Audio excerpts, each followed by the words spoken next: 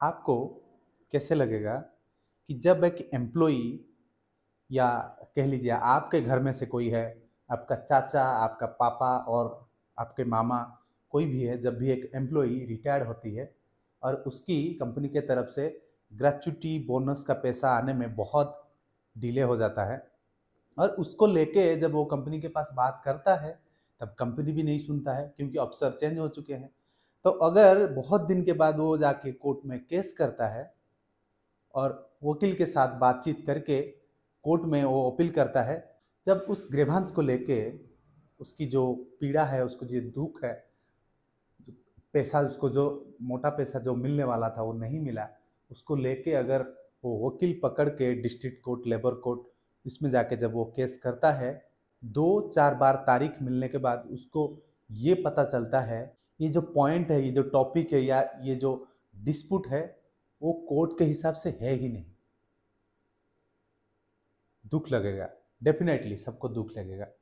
अगर आपको ये पता चल जाएगा कि कौन से कोर्ट में किस टाइप के डिस्प्यूट के केस सेटल होते हैं, तो शायद आप किसी की मदद कर पाएंगे।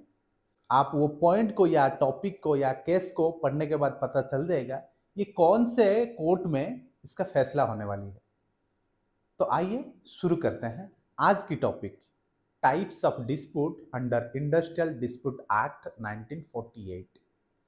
इस टॉपिक में मैं बताने वाला हूं किस टाइप की एम्प्लॉयमेंट प्रोविजन या किस टाइप की डिस्प्यूट कौन से कोर्ट में सेटल होगा और आप इस टाइप को डिस्प्यूट को कैसे पहचानेंगे।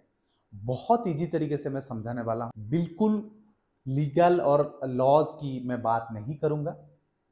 आपको वीडियो की एंड तक ये समझ में आ जाएगा कि एक्चुअली जो डिस्प्यूट है या जो पॉइंट्स है या जो केस है कितने प्रकार के होते हैं, मतलब इसकी क्या कैटेगरी है, किस टाइप की डिस्प्यूट होते हैं, या related to employment, related to non employment, इसमें आपकी पोजीशन क्या है और आप कौन से कोर्ट में इसको अप्लाई करने से सही सेटलमेंट या सही फैसला आपको मिल पाएगा। आइए शुरू करते हैं। इंडस्ट्रियल डिस्प्यूट दो प्रकार के होते हैं, राइट्स डिस्प्यूट और interest dispute. Rights dispute industrial dispute act के सेकेंड शेड्यूल में आते हैं और इसका पूरा सेटलमेंट लेबर कोर्ट में होता है। दूसरा interest dispute, interest dispute third schedule में आता है और इसकी पूरी सेटलमेंट इंडस्ट्रियल ट्रिब्यूनल में होता है। अब जानते हैं राइट्स डिस्प्यूट किसको कहेंगे और इंटरेस्ट डिस्प्यूट किसको कहेंगे। राइट्स माने अधिकार, अधिकार मतलब पहले से ही लॉज में है, पहले से ही लिखा हुआ है। तो राइट्स डिस्प्यूट मतलब जो प्री एग्जिस्टिंग लॉ है उसको लेके कुछ मिस इंटरप्रिटेशन है या कुछ मिस कम्युनिकेशन है, उसी से अगर कुछ डिस्प्यूट रेज होता है तो उसको राइट्स डिस्प्यूट कहा जाता है। इंटरेस्ट डिस्प्यूट मतलब जो नई लॉ बनने वाली है या जो नई राइट्स बनने वाली है, अगर उसको लेके डिस्प्यूट आता है तो उसको कहेंगे इंटरेस्ट डिस्प्यूट। कुछ एग्जांपल लेते हैं राइट्स डिस्प्यूट के और इंटरेस्ट डिस्प्यूट के। जैसे कि मैंने कहा राइट्स डिस्प्यूट उसको कहेंगे जो प्री एग्जिस्टिंग लॉज है। प्री एग्जिस्टिंग लॉज किसको कौन से हैं, जैसे standing order, company already certify कर चुकी है या गवर्नमेंट से करा चुकी है। दूसरा है एम्प्लॉयमेंट ऑर्डर जिसमें ऑलरेडी लॉज लिखे हुए हैं, लीगल प्रोविजन लिखे हुए हैं। और दूसरा एम्प्लॉय की बेनिफिट्स को लेके कंपनी के पास एम्प्लॉयमेंट ऑर्डर है या स्टैंडिंग ऑर्डर है, अगर उसको लेके डिस्प्यूट आती है तो वो राइट्स डिस्प्यूट में जाएंगे। और क्या हो सकती है, discharge and dismissal of workman.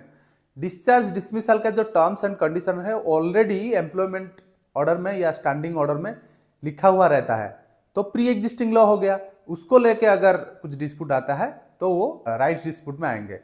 Illegal strike and lockout, strike के जो लीगलिटी के जो प्रोविजन है वो ऑलरेडी लिखा हुआ है, तो वो भी राइट्स डिस्प्यूट के कैटेगरी में आएंगे और इसके सेटलमेंट लेबर कोर्ट में होंगे।